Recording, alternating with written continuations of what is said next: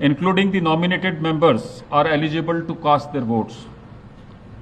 There are 788 electors, 245 from Rajya Sabha and 543 from Lok Sabha. There are 6 vacancies in Rajya Sabha and 1 vacancy in Lok Sabha. Thus, there are 781 electors. The polling for the Vice Presidential Election 2025, which commenced at 10 a.m. today, the 9th of September 2025, in room number F101 Vasudha, first floor, Parliament House, New Delhi, closed at 5 p.m. Out of the 781 electors, 767 electors cast their votes before closure of the poll, that is 5 p.m. The total elector turnout was accordingly 98.2%. Only one ballot box was used for the poll, which was sealed immediately after the close of poll at 5 p.m. in the presence of the authorized representatives of the contesting candidates and election observers. The counting of votes commenced at 6 p.m. The ballot box was opened in the presence of the authorized representatives of the contesting candidates, election observers, and the counting officers, whom I had appointed to assist me in counting of votes. The ballot papers taken out were first scrutinized. The valid and invalid ballot papers and one postal ballot paper was also received, were segregated, and the valid ballot papers were distributed according to the first preference vote secured by each candidate. The postal ballot has been treated as returned and cancelled, as the elector declined to cast his vote. 767 votes were polled, out of which 752 were valid and 15 were invalid. The quota sufficient to get a candidate elected as Vice President was determined by dividing the total number of first preference votes secured by both the candidates by 2 and then adding 1 to the quotient. The said quota was 377. As all of you are aware, the value of votes for the presidential election is 1. Shri Buchi Reddy Sudarshan Reddy has secured 300 first preference votes and Shri C.P. Radhakrishnan has secured 452 first preference votes. As the first preference vote secured by Shri C.P. Radhakrishnan was greater than the requisite quota, in pursuance of provisions contained in Section 11 of the Presidential and Vice Presidential Elections Act 1952, 31 of 1952, read with Rule 35 of the Presidential and Vice Presidential Election Rules 1974, I बड़ी खबर, उपराष्ट्रपति चुनाव में NDA की बड़ी जीत हो गई है। ये बड़ी जानकारी, एनडीए प्रत्याशी सीपी राधाकृष्णन की जीत हो गई है। विपक्षी उम्मीदवार बी सुदर्शन रेड्डी हार गए हैं। तो उपराष्ट्रपति चुनाव के नतीजे आ गए हैं, इसमें एनडीए की बड़ी जीत हो गई है। विपक्ष के उम्मीदवार इसमें हार गए हैं। एनडीए प्रत्याशी सीपी राधाकृष्णन की एक बड़ी जीत हुई है। बी सुदर्शन रेड्डी की हार हुई है। ये बड़ी और अहम जानकारी इस वक्त न्यूज 18 आपको बता रहा है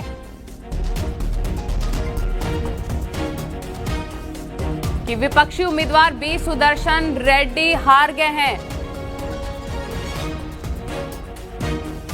एनडीए की बड़ी जीत हुई उपराष्ट्रपति चुनाव में।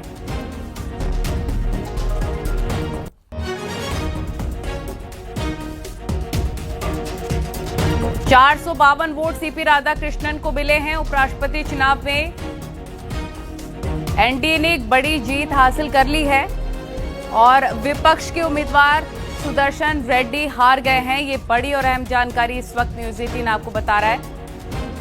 कितने वोट किसको मिले हैं वो भी हम आपको बता रहे हैं, लेकिन ये फिलहाल एक बड़ी जानकारी कि एनडीए की बड़ी जीत हो गई है। बी सुदर्शन रेड्डी हार गए हैं। उपराष्ट्रपति चुनाव में 767 सांसदों ने वोट कास्ट किए हैं और ये जानकारी मिल रही है कि एनडीए प्रत्याशी की एक बड़ी जीत हुई है।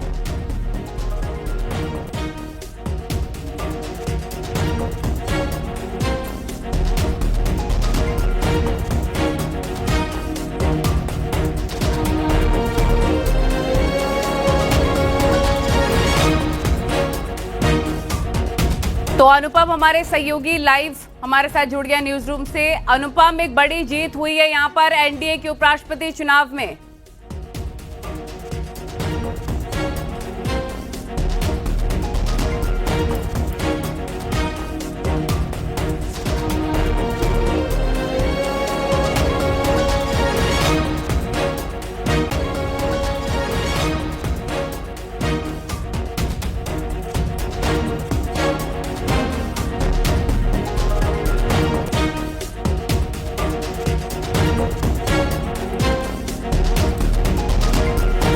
452 वोट सीपी राधाकृष्णन को मिले हैं। ये बड़ी खबर आपको हम बता रहे हैं, एनडीए की बड़ी जीत।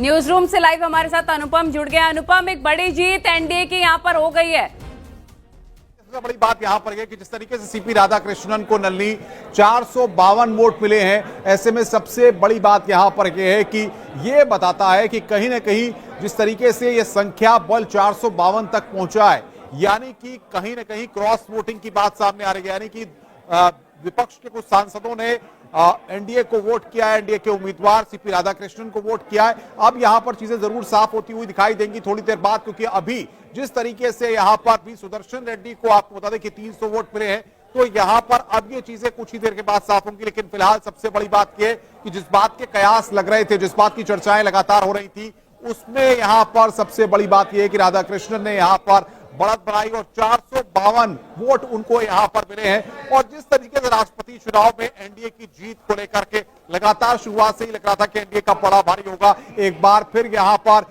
यह बात अब रिजल्ट और परिणामों के बाद साफ हुई है।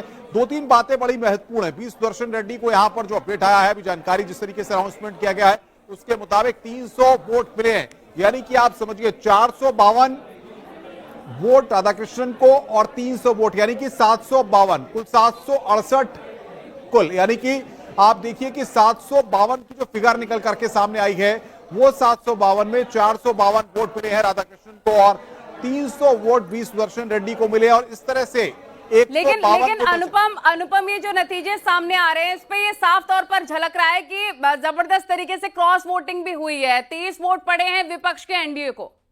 बिल्कुल जाहिर तौर पर अब ये जो चीज निकल करके सामने आ रही है, और ये एक आने वाले वक्त के लिए भी कहीं ना कहीं एक संकेत भी है। और जाहिर तौर पर अब पॉलिटिकल पार्टीज इस पर किस तरीके से रिएक्ट करती हैं, क्योंकि जिस तरीके से 452 का राधाकृष्णन को जो वोट मिला है, वो कहीं ना कहीं ये बता रहा है कि जिस तरीके से क्रॉस वोटिंग हुई है, यानी कि एनडीए के उम्मीदवार ने बाकी दलों से भी सहयोग जिस तरीके से मांगा था, उसमें कहीं ना कहीं उनको वो बेनिफिट मिला है। मैं आपके पास लौटूंगी। अशरफ हमारे सहयोगी लाइव जुड़ गया, उनका सीधे से रुख कर लेते हैं।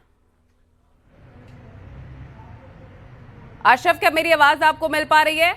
तो एक बड़ी जीत यहां पर हुई है। जी बिल्कुल बिल्कुल। विपक्ष को करारा हार झेलना पड़ा है और जिस तरह से नजर आ रहे नतीजे, उससे लग रहा है कि क्रॉस वोटिंग भी हुई है।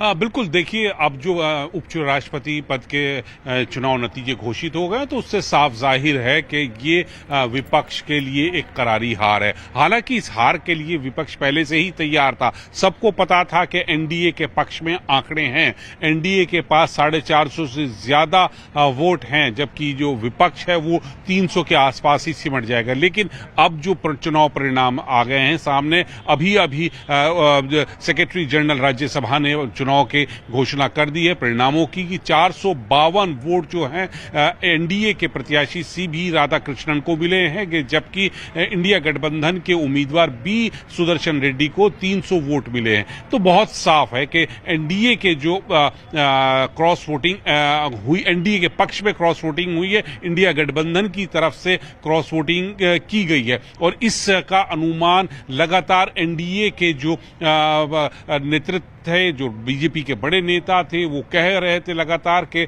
जो इंडिया गठबंधन के लोग हैं वो अपने अंतरात्मा की आवाज सुनेंगे और सही व्यक्ति के पक्ष में मतदान करेंगे। अब किसने मतदान किया, क्रॉस वोटिंग किसने की, ये बात की चीज है। लेकिन फिलहाल जो आंकड़े हैं वो यही बताते हैं कि एनडीए के उम्मीदवार सीपी राधाकृष्णन को इंडिया गठबंधन की तरफ से भी वोट मिले हैं। उनको जो टोटल वोट मिले हैं 400, 452 वोट मिले हैं। उनकी जीत पहले से तय थी, इसको लगाया जा रहा था क्योंकि आंकड़े उनके पक्ष में थे, लेकिन 452 का आंकड़ा जो सामने आया वो साबित कर रहा है कि इंडिया गठबंधन की तरफ से भी क्रॉस वोटिंग की गई है और सीबी राधाकृष्णन के पक्ष में मतदान हुआ है। तो एक ये बड़ी हार है और वैसे इस हार के लिए एनडीए इंडिया गठबंधन के जो लोग हैं वो पहले से तैयार थे, क्योंकि पहले से ही सबको पता था कि आंकड़े क्या रहेंगे, स्थिति क्या रहेगी, और वो ही स्थिति अब सामने आ चुकी है। परिणाम घोषित हो चुके हैं। 15वें उपराष्ट्रपति हमारे सीबी राधाकृष्णन हैं। जी बिल्कुल, तो क्या इसके बारे में जानकारी मिल पाई है कि किस दल ने पाला बदला है, किस किस ने पक्ष में वोट किया है, किस दल ने एनडीए के? नहीं, देखिए ये अभी इतनी जानकारी नहीं ली है क्योंकि अभी अभी जो परिणाम हैं वो घोषित किए गए हैं। तो ये जो बाद में ये प्रक्रिया ये बाद में स्थापित हो जाएगा कि क्रॉस वोटिंग किसने की गई है, क्योंकि एक चीज इसमें आपको मैं बता दूं कि इसमें इस चुनाव में उपराष्ट्रपति के चुनाव में एक बहुत चीज साफ होती है, विप नहीं होती। तो इसमें ये बाध्यता नहीं है कि जो सदस्य है वो अपने ही गठबंधन के पक्ष में वोट करे, वो क्रॉस वोटिंग कर सकता है। तो यहां पर यह बात साफ है कि इंडिया गठबंधन की तरफ से एनडीए के उम्मीदवार के पक्ष में मतदान हुआ, और वो किसने मतदान किया ये बाद में इंडिया गठबंधन के लोग जो हैं वो एक एक करके जब छानबीन करेंगे तब शायद